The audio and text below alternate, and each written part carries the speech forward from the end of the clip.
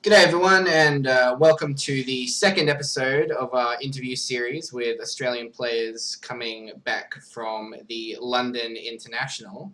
My name is Bodhi, the host, and today I am joined by Jordan Palmer, fresh off his 19th place, very close to top 16 performance at London. Welcome, Jordan. Thanks, Bodhi. We've done a few interviews before, Jordan, you and I. We know how this goes down. It's going to be about half an hour of us talking back and forwards, the whole usual shebang. What we're going to go over today is your London trip. We're going to have a look at your deck list that you used for the event on PTCGO. We're going to go over your record for the first 2 days of the event. We're going to have a look at the top 8, what you thought about the top 8. And because we're recording this on the 21st of December, we got news this morning of the Oceanic International event, so we're going to get your thoughts on that. And finally, a couple of cards from the Sun and Moon set to round us off. I've done enough talking now, Jordan, so I want to hear from you. How was your trip to London? Pretty good, actually. I mean, before the event, we didn't really do too much sightseeing-wise. I know a lot of the other Australians weren't there after the event, so they did all of their sightseeing beforehand, but me and Scott were actually staying until the Thursday after the event, so we had a few days afterwards to do some sightseeing. So before the event, we really just went out to dinner a few times with some of the other players, but just focused on testing and stuff before the event started. But afterwards, we did a few of the classic touristy things, like we went on the London Eye, went to the Tower of London, a few other places like that, which was pretty fun. If you had a standout moment from your trip to London, was this your first time in the UK? Yes, it was actually. So what would you consider your standout moment from the trip? Well, obviously, besides playing in the event, my standout moment would probably just be exploring London with the other Australian players. We went on the Eye, as I said, we went on Tower Bridge, we went to Big Ben, and that was just a really good night experiencing it with some of the other players. Now, Jordan, the last time I spoke to you and the last interview we had together, you were 17 years of age. As a matter of fact, you may have even been 16. It could have been that long ago. Quite possible. I don't actually remember when that was. You've now had your 18th birthday, and you're now well into the swing of things as one of Australia's premier Masters players. What's it like being a fresh 18-year-old in a Pokemon scene? For our American viewers, of course, in places like the UK and Australia, the legal drinking age is 18. Right. For me personally, it has made very little impact as I don't really drink. I mean, pretty much the only impact it's made is the fact that I don't get a Guardian Travel Award when I do well at events. So in a way, it's actually has a negative impact. Other than that, it hasn't really made much of a difference to me, to be honest. Okay, that's interesting. I know that there are lots of places in this country and all over where the social aspect of drinking does play quite a big part. I want to talk to you now a little bit about your deck choice, and we're going to go over and we're going to have a look at your PTCGO list now for Veltal Garbodor. The first thing I want to ask you about the list is decision not to play the baby Oblivion Wing of Veltal. What was your reasoning behind that? Well, it wasn't so much that I had a reason not to play it, but more that I didn't really have a reason to play it. I mean, I couldn't think of any specific matchup. Well, there was one matchup where I thought the Oblivion Wing was really strong, and that was Mega Sizzle matchup. Because Mega Sizzle, often being an energy denial deck, it's really good to have that non-EX Pokemon. You can do a bit of chip damage, cover some resources, and it's kind of hard for them to kill non-EX right now and Oblivion Wing with Alpha. So it's pretty good in that matchup, but that wasn't really a deck I was expecting. I found Oblivion Wing usually to be underwhelming against decks like Greninja, Volcanion, and Yveltal, which were the ones I was expecting. So I really didn't feel it was necessary, but it did actually come up very negatively for me not playing it later on in the tournament, which I'll tell you about later on. The other question that I want to talk to you about, there's sort of a couple of slots in all the Yveltal lists that were very different, as we saw going through the top 32 and getting closer to the top 16 and the top 8, where all 4 Yveltal lists had these subtle differences. Yep. I want to talk to you about the decision to play 4 Max Elixir. Okay. I consider that quite standard. I know that many players consider any less than 4 max elixir to be heresy, and they would never do it. But lots of the prominent lists were only playing 3. What was your decision, or why did you decide to include the 4th? Well, I mean, the reason people usually say is that they don't play four is because they don't need four per game. They only need two, three, maybe even one to go off per game.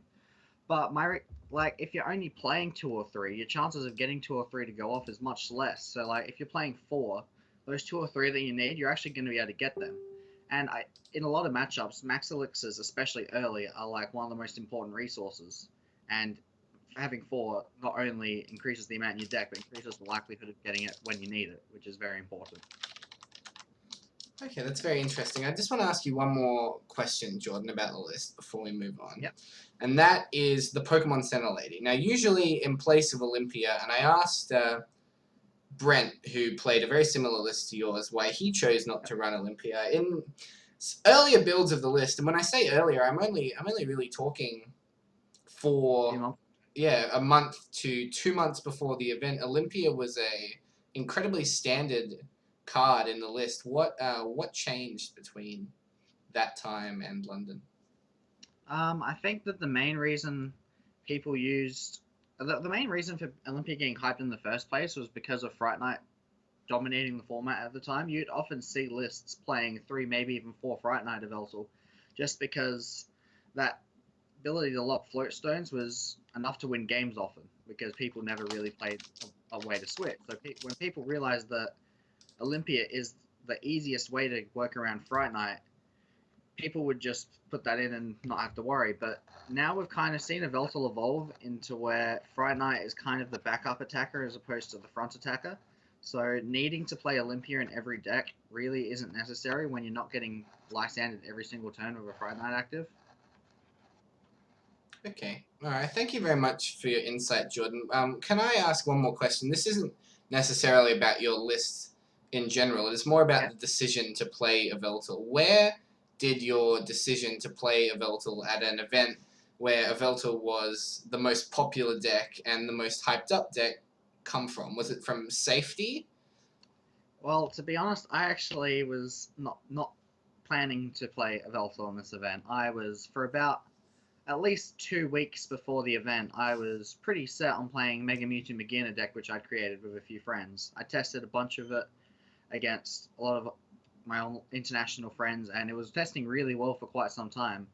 But I started having trouble with the Yveltal matchup, which was one which I assumed was going to be really good, because just a year ago I was playing Mega Mewtwo at the City Championship season in January, and it was a very easy matchup for Mewtwo to win. So I didn't even really bother testing Yveltal that much, but I didn't realize how much of a big difference the newer Yveltal lists impacted the matchup. So after testing the Yveltal list for the days leading up to the event, I found that Mewtwo really didn't do as well against that as I wanted it to, and I wasn't comfortable going into London with such a bad Yveltal matchup. So I was going to change to Rainbow Road. And Rainbow Road is a deck which I believe is slightly favorable against Yveltal and has fairly good matchups across the board. But in an event with 14 Swiss rounds, I felt like I wouldn't be able to get the results I needed necessarily to even make day 2. I felt like if I made day 2, I had a good chance of going far, because if I made day 2, obviously the deck's working consistently.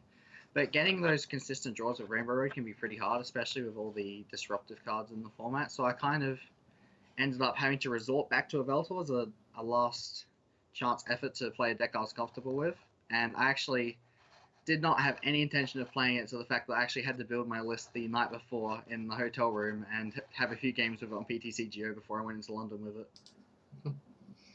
I quite like that story. Thank you very much, Jordan. We're going to head back to our interview view now, and we're going to talk about your day 1 and day 2. Now, so first of all, what was your record after day 1?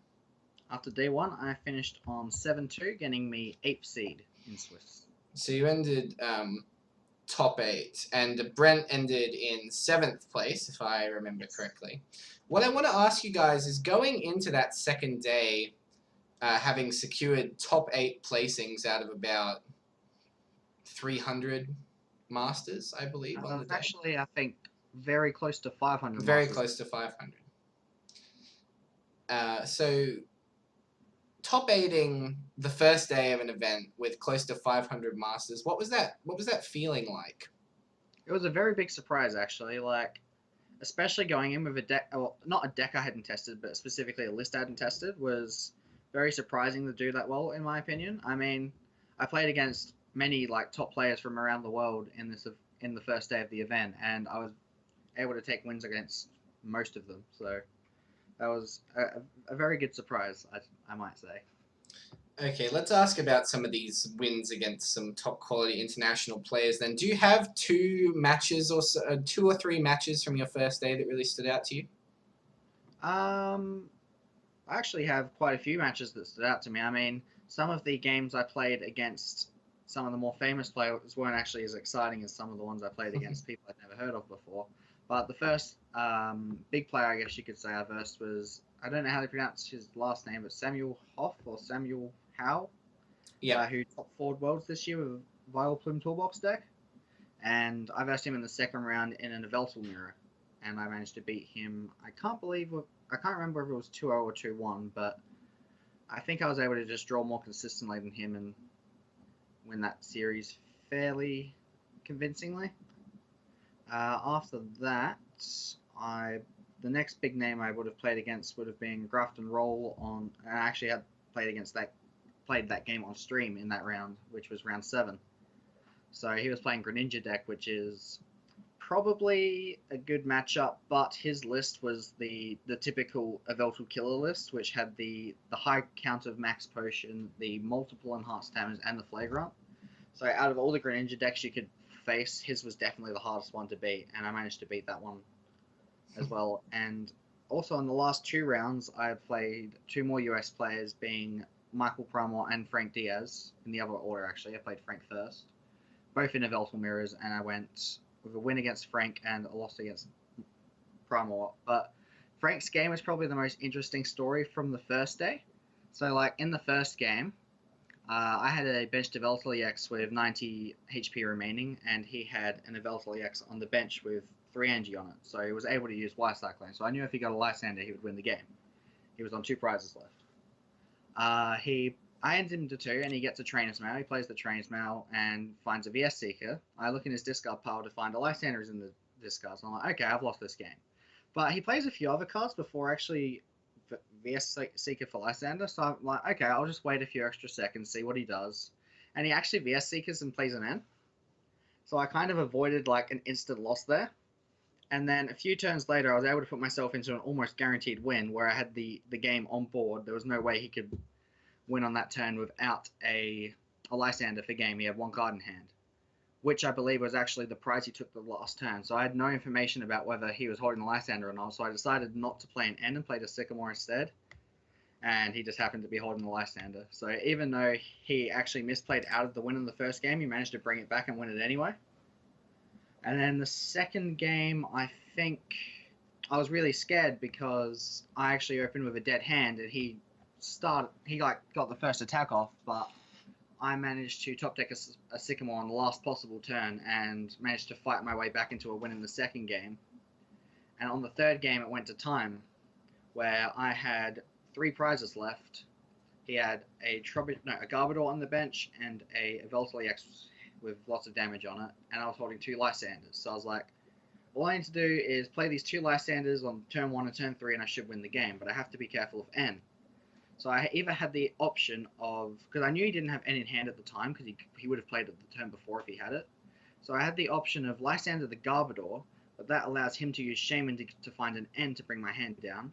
Or I can Lysander kill the Eveltal EX first, but that means that if he does get the N, I'm down to 1 card, and the chances of redrawing the Lysander was even more slim. So I ended up choosing to take the risk and kill the Eveltal EX instead of the Garbodor, hoping he just wouldn't be able to find the N. And he didn't, so I just took the game. And ending in this top 8, playing against quite a few well-known players on the day for you. You have been a Worlds participant several times before now, Yeah. but did you have many players during the event coming up to you and speaking to you about your deck or anything like that? Not so much my deck, but I did have quite a few people who I didn't really know too well, congratulating me on doing so well, which was a pretty good feeling. Also, many friend requests on Facebook. As is tradition, of course. Now let's move on to day 2. Now, your final record after day 2. I went 2-3 on the second day, which put me to what's that? 10-4 was it? I think that's right. Or 10-5. How many rounds were there? 9-5? 14, Yeah, I 9-5. believe. Yeah. Sorry. 9-5 was the final record. Okay, so let's talk about your day 2. You've managed to go through 14 rounds of a Swiss best of 3 tournament, and you haven't tied once. Yes. I think that mainly comes down to the fact that I'm playing a deck which doesn't typically tie very much. I mean, Eveltal, well, like, you could argue that it can tie quite a bit because of all its 50-50 matchups, where if you play 2 really close games, even if they are fairly fast games, you might not necessarily have enough time to play out 3 really close games, and Eveltal typically does have close games. But if you can kind of tell when you're going to lose the one you're going to lose and scoop it early, you can give yourself enough time to win the set. And that's kind of what happened in almost every single one of my games that went to game 3. Over the entire 14 rounds, I did go to game twice, but both of those actually finished on the 3rd turn of time anyway. So no ties, luckily. Let's talk about some standouts from your day 2 now. Like you mentioned, you were streamed on the first day. You weren't quite as lucky to be streamed on the second day. I would consider it lucky to be streamed, and it was a great it was great fun being able to watch you on stream and seeing the reaction from players from all over the world, seeing you stream with such a positive attitude. Yeah, actually, it was probably one of my favorite experiences from the entire weekend was being able to play on stream. I've always wanted to be a part of one of those huge major streams from international events, and I finally got to, which was a great experience. Did it make you nervous to be on stream in front of 4,000 people? Not really, to be honest. I mean, I've been on stream before, as you know very well, so I've kind of gotten used to that factor, and I was just trying to make sure I didn't screw up too badly on stream, which I think I was able to avoid doing. Absolutely. All right, let's go into your day 2 now. So, what were a few of your standout moments from your second day of competition? So I started out with a loss to Philip Schultz, is that how you say his name? Philip Yes. Schultz. And he was playing the very interesting list with 4 Veltley X, No Fright Knight, Ace Trainer, and Count That. And even though his list was quite unique, I don't think the our list differences made too much of an impact in the game. I mean, the cards that I had teched for the mirror match, such as Enhanced Hammers and Cell Lady, they never really came up too big. And it really was just a matter of whoever's able to keep chaining strong evil balls is going to win. And I think he maybe hit a few more extra max elixirs than I did, or he might have gotten the first attack. And I don't really remember exactly what happened, but it seemed to be a fairly close game. I'm pretty sure he managed to take it out 2-0. Then in the second round, I played a Volcanion player, which was my first Volcanion from the whole tournament. And I was actually really scared because I went first with a Trubbish on my bench and an Eveltal EX in the active. I passed, and he actually got a turn 1 escape rope to force my Trubbish active. He got double steam up and a power heater to charge up 2 Volcanion EXs and got multiple max elixirs off. So he ended his first turn with heaps of energy in play and my Trubbish in the discard pile, which was a very scary way to start the game considering my second Trubbish was prized, and I don't play Super off. So I actually had to play out the rest of the game with no Garbodor, and he was able to knock out my Volfoliox on his second turn with a triple steam up Volcanic Heat. So I started the game off 3 prizes down, but I was able to, right at the end him to low, stall with Fright Knight, and take, I think, it was either 3 or 4 prizes in the last few turns of the game for the win when he couldn't draw out of an end fast enough. And then the second game was just the more standard Volcanion matchup where I get the Garbodor out early and just win with Evil Balls. So after that, I versed Jesper Eriksson, the senior world champion, who was playing Rainbow Road. And that was probably, no offense to Jesper, the easiest game I played in the entire tournament, because game 1, I think he actually just scoops on the second turn of the game when I get a Garbodor, a Parallel City, and knock out his Xerneas when he's left with a dead hand. So he just literally scoops the game on the second turn. And then in the second game, I actually have a pretty bad start. I think I open Fright Night, and it really takes me quite a while to get into the attacking mode. But every turn, he's playing like a Sycamore, or he's Ultra Balling. He's discarded almost all of his Sky Fields. He's discarded heaps of energy. I was able to use Enhanced Hammer to slow him down quite a bit. And by the time we actually started attacking, his deck was really thin, and he had almost nothing left. So when I was able to actually get my Parallel City into play and knock out his Xerneas, there was just no coming back for him, and eventually ran out of attackers and had no way to win the game after that. So I started off with 1-2 record, which means if I was to win my fourth round of the day, I would have actually been a near guarantee for top 8. But that's when I paired Alexander Hill playing the Zebstrika Vespiquen deck. And as you can imagine, that's not a very good matchup for me. But I did actually manage to take the first game, because he missed energy for a first few turns, I think, or he wasn't able to get Zebstrika. So I got the first few prizes of turn 1, turn 2 maybe. It was a very, very quick Veltali X, taking prizes every turn of the game. And he was actually unfortunate enough to Acrobike into double special charge. So in one turn, he'd used both of his special charges, and when I end him to a low number of cards in the late game, he was no longer able to chain those DCEs.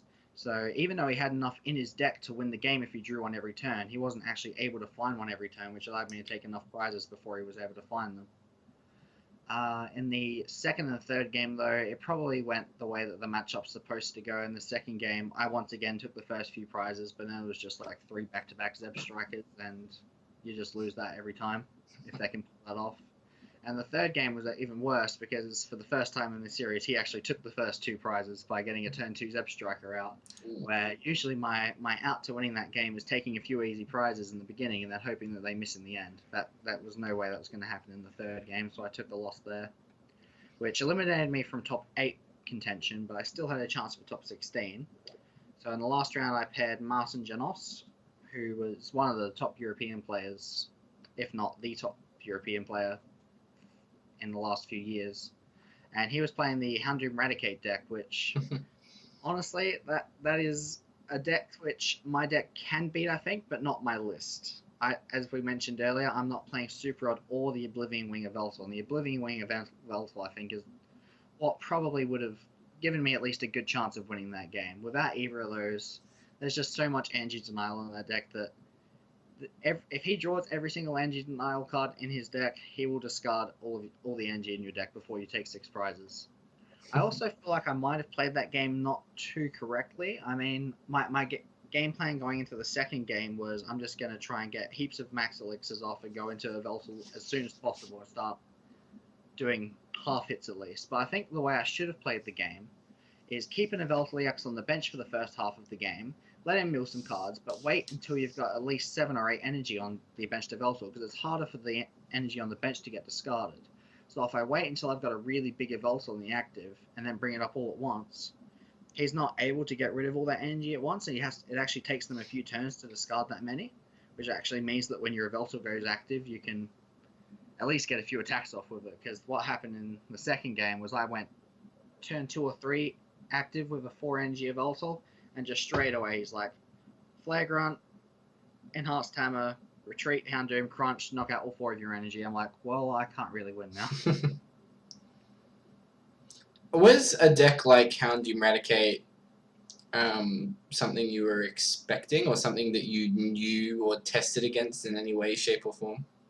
I have, not Raticate specifically, but I have tested against Houndoom before. I mean, it's usually not too bad a matchup, but I think it's mainly the way he built it which made it so hard, because typically people might go for more of a faster deck out strategy with the Team Rocket's Handiwork and cards like that, but with the quad Flagrant, you really can't afford to waste attachments, and every time an energy gets discarded, it's really crazy how much that puts a dent in your strategy.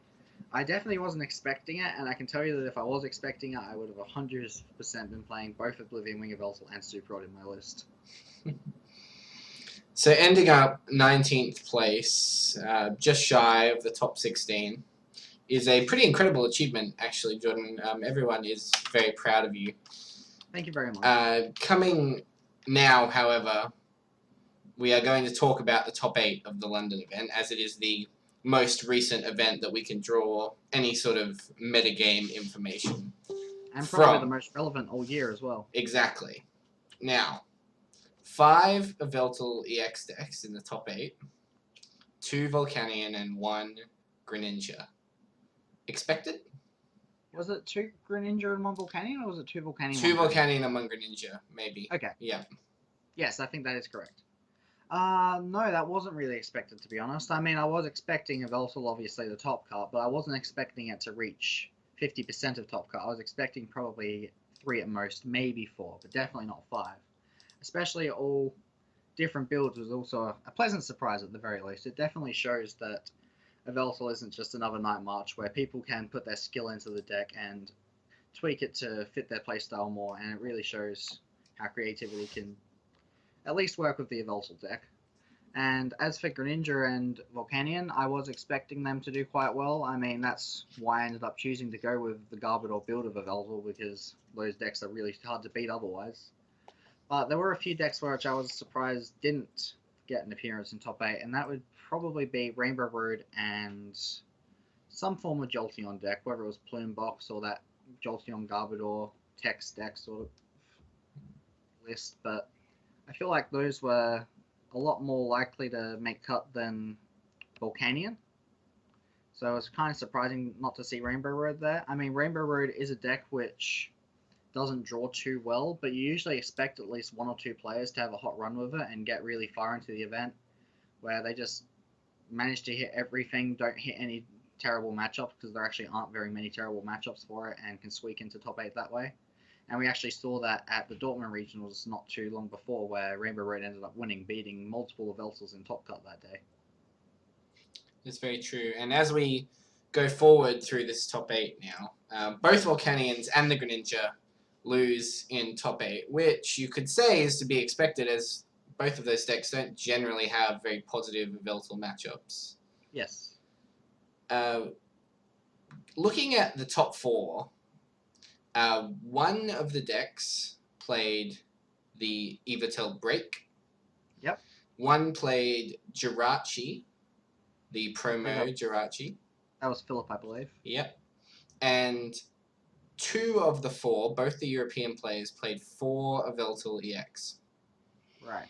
Looking at those kind of things, and then looking at the sort of the more traditional US lists that we saw in the finals, is the more traditional just the best version, or is there room for these kind of out there techs in Yveltal at the moment? I don't think there is a best version of this deck. We've seen so many different variations of it. Some are not even including Garbodor, some going with a thinner Garbodor, and like we saw in Philip's deck, some going with a heavier Garbodor line with the 3-2 Garb and 4 Floatstone. And I mean, the core of Yveltal is really all that matters. I mean, you can put in other cards, obviously you have to because you need 60, but if you really just have that core of Yveltal, if you can just Evil Ball or Wire Cyclone every turn of the game with a Garbodor in play, that really is enough to just win a lot of games. And the other cards are kind of just text for other matchups or text for consistency. But honestly, I think it comes down to what kind of a player you are, which cards you think are going to be most relevant on the day, and the room for creativity really allows us to see the difference between which Yveltal players make it to the top. We're going to move away from London now because I think we've talked London to death this evening, Jordan, and now it's time to move on to a new international event. An international event that we found out this morning in the wee hours of early morning in Australia. The second weekend of March will be the next international event held in Melbourne, Australia. Right around the corner from you, Jordan. Are you excited? Totally. Yes, very exciting. I had my doubts about whether it was actually going to be in Australia. I had a fairly strong feeling that it was going to be somewhere like Singapore instead, but now that we know it's in Australia, that is definitely very good news. I want to ask you now about preparation for an event like this. As you were talking about in the weeks leading up to the London event, you were playing a completely different deck, and you were playing another different deck just before the event, and then you decided to switch the day before the event to Yveltal, earning you a 19th place. Knowing that this event is in your backyard is a much shorter trip than the 27 odd hours it takes to get to London this time. Yeah. Does your testing pattern, does your testing change in any way? I don't think it does make a huge difference. I mean, considering we are the home ground advantage this time, I mean, it gives us a little bit more of an idea about the metagame than if it was somewhere else. But I don't think it makes a huge difference considering half of the players playing in the event are likely to be from international areas anyway. So knowing what the Australians are going to play doesn't really matter too much when it's such an international field. And in terms of the travel time, obviously, I think that's where we get the biggest advantage is not having to get over jet lag, not having to waste 1 or 2 days just dedicated to travel. So that's probably where the biggest advantage comes in terms of the location. Okay, and this event will be probably at least one of the first major events with the Sun and Moon expansion legal. It will only have been legal Yes. for 2 weeks before our event in March, which is the perfect segue, Jordan, to our final topic of the evening, and that is talking about some of your favorite cards from the upcoming Sun and Moon set. Now, I did get you to have a look at some of them just before we started our interview today, so why don't you rifle off a couple that were interesting and we'll have a quick chat about them. Well, some of my favorites that I noticed were some of the Evolution GXs, specifically both Umbreon and Espeon GX stood out to me. Not necessarily because of anything other than their GX attacks, and their regular attacks are okay as well, but their GX attacks were very interesting to me. Umbreon's, I believe, allowed you to discard any 2 energy and play on your opponent's board at any time during the game, obviously only once.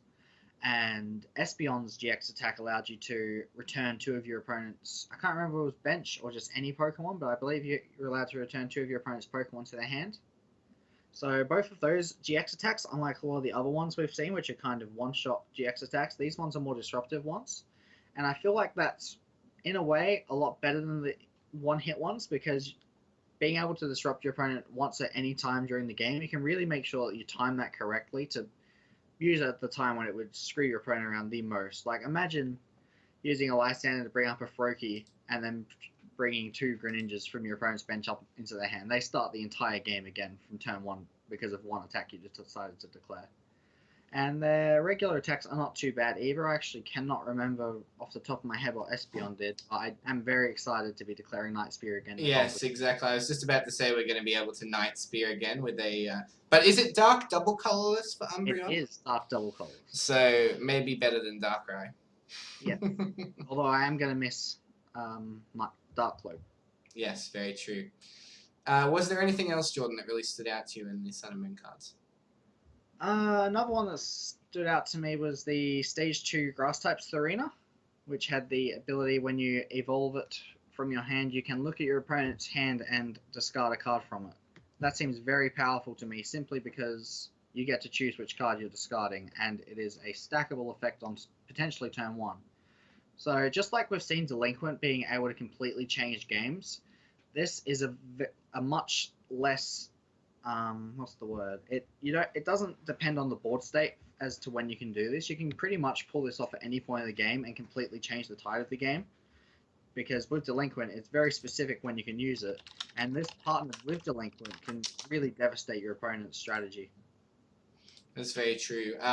I made mention in my last episode with Brent that I think my favorite card is Lurantis Right? GX. I haven't quite been able to figure out a combination with it yet. I've been going over some different colorless attackers, as well as attackers from any other type, really, because Lurantis just states 2 basic energy, and it doesn't necessarily specify that grass energy needs to be attacked. I've been going over things like the Lugia, the baby Lugia, that is the newer version of Bouffalant with pressure.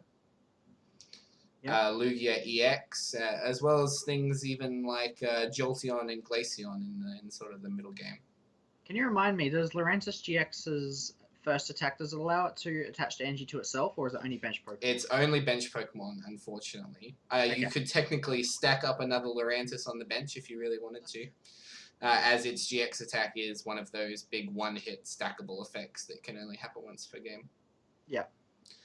All right, Jordan. Well, I think we've pretty much covered everything. I want to thank you very much for joining me this evening. I really appreciate it. We tried to get you on last week, but of course the flight back to Australia and being jet lagged is something that needs a couple of days off, I think. Still don't think I've fully recovered yet, but still happy to have to be on here, Bodhi. Thank you very much, Jordan. Well, guys, this is going to be sort of our last interview before Christmas, so I'm going to wish all of our viewers, anyone that does watch this episode, a very Merry Christmas. And a big thank you to Jordan Palmer for joining me this evening. Jordan, is there anything else you'd like to say, anyone you'd like to shout out before we head off?